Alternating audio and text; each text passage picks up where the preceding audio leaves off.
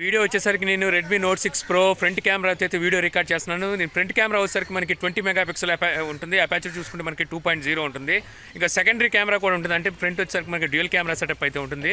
So రెండో camera వచ్చేసరికి మనకి 2 మెగాపిక్సెల్ అయితే ఉంటుంది. సో ఇది వచ్చేసరికి మనకి డెప్త్ సెన్సార్ అనమాట.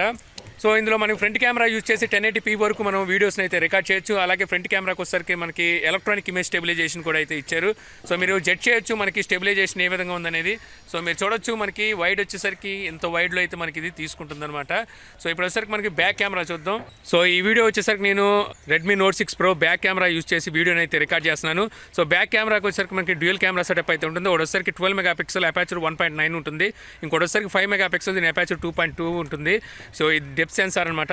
సో దీనికి బ్యాక్ కెమెరాతో మనం 1080p వరకు వీడియోని అయితే రికార్డ్ చేయొచ్చు. సో మీరు ఇమేజ్ స్టెబిలైజేషన్ కూడా ఎలా ఉందనేది మీరు ఇక్కడ జడ్జ్ చేయొచ్చు అనమాట. దీనికి వచ్చేసరికి మనకి ఎలక్ట్రానిక్ ఇమేజ్ స్టెబిలైజేషన్ అయితే ఉంది. అలాగే ఇప్పుడు టైం వచ్చేసరికి మీరు చూడొచ్చు 3:20 అయితే అవుతుంది. క్లైమేట్ చూస్తే చాలా కోల్డ్గా ఉంది. సన్ లేదు, మనకి చాలా తక్కువ అయితే ఉంది. సో మీకు లైటింగ్ ఏ విధంగా తీసుకుంటుందని జడ్జ్ చేయొచ్చు. అలాగే మనకి ఆటో ఫోకస్ చూసుకోవచ్చు మీకు ఎంత స్పీడ్గా తీసుకుంటుంది అనేది. సో నాకైతే తెలుస్తుంది ఆటో ఫోకస్ చాలా స్పీడ్గా తీసుకుంటుంది ఆటో ఫోకస్ వచ్చేసరికి. సో మీరు ఇప్పుడు వింటున్న ఏవైతే ఆడియో ఉందో, సో ఈ ఆడియో కూడా మనకి ఇంటర్నల్ మైక్రోఫోన్ నుంచే వస్తుంది. సో మీరు ఒకసారి కలర్స్ జడ్జ్ చేయొచ్చు ఎలా ఉన్నాయనేది.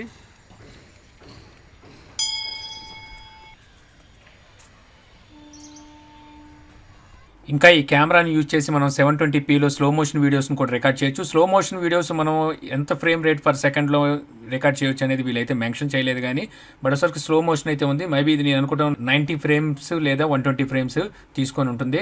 ఇంకా అలాగే వచ్చేసరికి ఈ కెమెరాలో వచ్చేసరికి మనకి 1080p వరకే మనం ఫ్రంట్ కెమెరా కానీ బ్యాక్ కెమెరా కానీ రికార్డ్ అయితే చేయొచ్చు. సో ఓపెన్ కెమెరా యాప్ అనేది ఒకటి ఉంటుంది. దాన్ని ఇన్స్టాల్ చేసి నేను చూసినట్టయితే అందులో మనకి 4K వరకు వీడియో రికార్డింగ్ చేసే ఆప్షన్ అయితే ఉంది. దాంతో కూడా నేను వీడియో అయితే రికార్డ్ చేశాను. సో మీరు ఇప్పుడు చూస్తున్న వీడియోస్ వచ్చేసరికి నేను దాంతోనే front camera back camera use చేసి రికార్డ్ అయితే చేశాను 4Kలో. బట్ వచ్చేసరికి నేను రికార్డ్ చేసేటప్పుడు 4K అని చూపించింది. దాన్ని నేను కంప్యూటర్లో పెట్టి ప్రాపర్టీస్లో చూసుకుంటే మాత్రం మనకి 1080pలోనే రికార్డ్ అయితే అయింది. సో ఓపెన్ కెమెరా యాప్ మనకి ఫేక్ చూపిస్తుందని అర్థమైపోయింది. ఇంకా ఆ తర్వాత ఇది వచ్చేసరికి మనకి ఫ్రంట్ కెమెరాతో తీసిన పిక్చర్స్. సో ఇది నేను నార్మల్గా తీసిన పిక్చర్స్ ఇవి. మీరు ఇక్కడ చూడొచ్చు ఏ విధంగా తీసుకుందనేది. ఇంక ఇవి వచ్చేసరికి మనకి బుకే ఎఫెక్ట్ యాడ్ చేసి తీసిన పిక్చర్స్ అనమాట. So portraits pictures. సో మీరు ఇక్కడ చూడొచ్చు మనకి పోర్ట్రైట్ ఏ విధంగా తీసుకుందనేది. గతంలో రెడ్మీ నోట్ 5 ప్రోతో మనం కంపేర్ చేసుకొని చూసుకున్నట్టయితే మనకి పోర్ట్రైట్ విషయంలో అయితే మనకి ఈసారి ఇంప్రూవ్మెంట్ అయితే కనబడింది. ఎందుకంటే ఫ్రంట్ కెమెరాకి వచ్చేసరికి ఈసారి మనకి 2 మెగాపిక్సెల్ అయితే యాడ్ అయింది ఎక్స్ట్రా కెమెరా. సో అందువల్ల ఏమవుతుందంటే మనకి ఏదైతే డెప్త్ సెన్సార్ ఉందో ఇది మనకి చాలా చక్కగా అయితే తీసుకుంది. నోట్ 5 ప్రోలో కనుక చూసుకున్నట్టయితే మనకి పోర్ట్రైట్ విషయంలో కొంచెం స్ట్రగుల్ అయ్యేది. ఇక్కడైతే మనకి ఆ ప్రాబ్లం అయితే నాకు కనబడలేదు. ఇంక ఇది వచ్చేసరికి నేను బ్యాక్ కెమెరాతో తీసిన పిక్చర్స్. సో మీరు చూడొచ్చు బ్యాక్ కెమెరాతో అయితే మనం ఈ విధంగా అయితే పిక్చర్స్ అయితే వస్తున్నాయి, ఈ నార్మల్ పిక్చర్స్. అలాగే బ్యాక్ కెమెరా యూజ్ చేసి కూడా మనం పోర్ట్రైట్ షాట్స్ అయితే తీయొచ్చు. సో మీరు చూడొచ్చు బ్యాక్ కెమెరా యూజ్ చేసి తీసిన పోర్ట్రైట్ షాట్స్. సో మనం రెడ్మీ నోట్ 5 ప్రోతో కంపేర్ చేసుకొని చూసినట్టయితే ఇందులో మనకి అపాచర్ అయితే చేంజ్ అయింది. ఇందులో అపాచర్ వచ్చేసరికి మనకి 1.9 ఉంది. సో ఆ ఎఫెక్ట్ అయితే మనకు కనిపిస్తుంది ఇక్కడ. సో కెమెరాస్ విషయంలో వచ్చేసరికి మనకి అప్గ్రేడ్ అయిన సంగతి అయితే క్వాలిటీ విషయంలో అయితే తెలుస్తుంది. ఇంకా అలాగే ఇందులో వచ్చేసరికి మనం పనో మోడ్లో కూడా ఫొటోస్ అయితే తీయొచ్చు. పనో మోడ్ యూజ్ చేసి మనం 270 degrees వరకు మనం ఫొటోస్ అయితే క్యాప్చర్ చేయొచ్చు. సో ఆ ఫొటోస్ వచ్చేసరికి మనకి ఈ విధంగా అయితే కనిపిస్తున్నాయి. ఇంకా అలాగే ఇందులో మనకి హెచ్డిఆర్ ఆన్ అండ్ ఆఫ్ చేసి నేను తీసిన పిక్చర్స్. మీరు లెఫ్ట్ సైడ్ చూసుకుంటే హెచ్డిఆర్ ఆన్లో ఉంది, రైట్ సైడ్ చూసుకుంటే హెచ్డిఆర్ ఆఫ్లో ఉంది. సో పెద్దగా మీకు అయితే ఇక్కడ ఎటువంటి డిఫరెన్స్ ఎక్కువగా అయితే ఏం కనబడట్లేదు. సో అలాగే రెండో ఫోటో కూడా మీరు చూడొచ్చు. ఈ ఫోటోలో కూడా మనకి లెఫ్ట్ సైడ్ వచ్చేసరికి హెచ్డిఆర్ ఆన్లో ఉంది, రైట్ సైడ్ వచ్చేసరికి హెచ్డిఆర్ ఆఫ్లో ఉంది.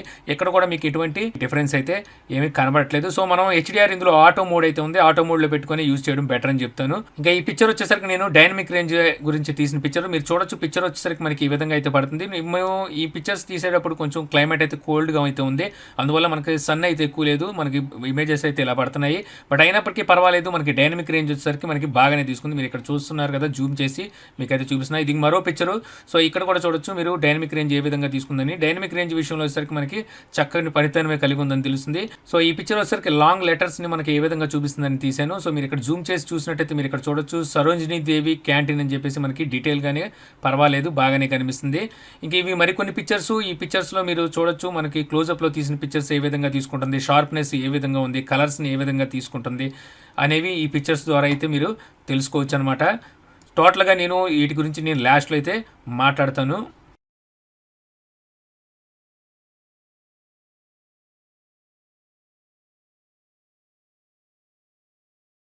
సో ఇంకా ఈ పిక్చర్లో మీరు చూస్తున్న ఈ ఫ్లవర్స్ వచ్చేసరికి మనకి కలర్స్ అయితే కొంచెం ఎలిసిపోయినట్టుగా అయితే పడినాయి. సో న్యాచురల్ కలర్స్ అయితే ఇది కాదు, బట్ వచ్చేసరికి మనకి కొంచెం కలర్స్ అయితే తెలిసినట్టుగా అయితే పర్టికులర్గా ఈ కలర్ ఫ్లవర్స్కి మనకి ఆ విధంగా అయితే కనిపిస్తుంది. అలాగే ఇందులో వచ్చేసరికి మనకి ఏఐ ఫీచర్ కూడా ఉంది. మనకి ఏఐ ఆన్ చేసినప్పుడు మనకి ఆర్టిఫిషియల్ ఇంటెలిజెంట్ అనమాట, ఆన్ చేసినప్పుడు మనకి సీన్స్ని డిటెక్ట్ చేస్తుంది. అది ఆకులా, ఫ్లవర్లా, లేకపోతే హ్యూమనా అనేది అది గమనించి దానికి తగ్గట్టుగా అయితే పిక్చర్స్ తీస్తుంది. బట్ వచ్చేసరికి నేను అది ఆన్ చేసినా ఆఫ్ చేసినా పెద్దగా నాకు చేంజెస్ అయితే కనబడలేదు. ఇక్కడ మీరు చూస్తున్న ఈ పిక్చర్ వచ్చేసరికి ఏఐ ఆన్ చేసి ఉంటున్నది, తర్వాత ఈ పిక్చర్ వచ్చేసరికి ఏఐ ఆఫ్ చేసి ఉన్నది. సో పెద్ద చేంజెస్ అయితే ఏం లేదు, జస్ట్ మనకి లైట్గా కలర్ అయితే బూస్ట్ అయినట్టుగా అనిపించింది. సో ఇది కూడా మీరు చూడొచ్చు, ఇది ఏఐ ఆన్ చేసి ఉంచాను, ఇది కొంచెం లైట్గా మనకి కలర్స్ కొంచెం ఎక్కువ చూపిస్తుంది, ఇది మనకి ఏఐ ఆఫ్ చేసి తీసింది. సో పెద్దగా నాకు ఏఐ వల్ల హెచ్డిఆర్ వల్ల పెద్ద ఇందులో నాకు డిఫరెన్స్ అయితే ఏమీ కనబడలేదు. ఇంక ఇది వచ్చేసరికి మనకి నైట్ టైం నేను తీసిన పిక్చర్ ఫ్రంట్ కెమెరా యూజ్ చేసి, ఫ్రంట్ కెమెరాకి మనకి ఫ్రంట్ ఫ్లాష్ లైట్ అయితే వీళ్ళేమి ఇవ్వలేదు.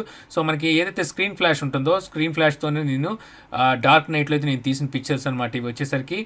అలాగే ఇది వచ్చేసరికి మనం ట్యూబ్ లైట్ కండిషన్లో తీసిన picture. So single tube light కండిషన్లో మనం తీసిన పిక్చర్స్ అయితే ఇలా వస్తాయి. అలాగే పోర్ట్రైట్తో తీసిన పిక్చర్. సో ట్యూబ్ లైట్ కండిషన్లో కూడా పోర్ట్రైట్ పనితనం అయితే బాగానే పనిచేస్తుంది.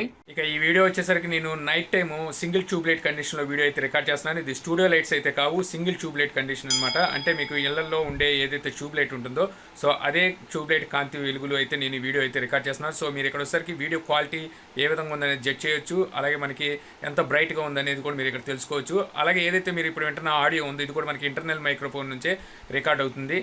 ఇంక ఇవి వచ్చేసరికి బ్యాక్ కెమెరాతో తీసిన పిక్చర్స్. లెఫ్ట్ సైడ్ ఉన్నది నేను ట్యూబ్ లైట్ కండిషన్లో తీసిన పిక్చర్స్, ఇంకా రైట్ సైడ్ ఉన్నాయి ఫ్లాష్ లైట్ యూజ్ చేసి తీసిన పిక్చర్స్.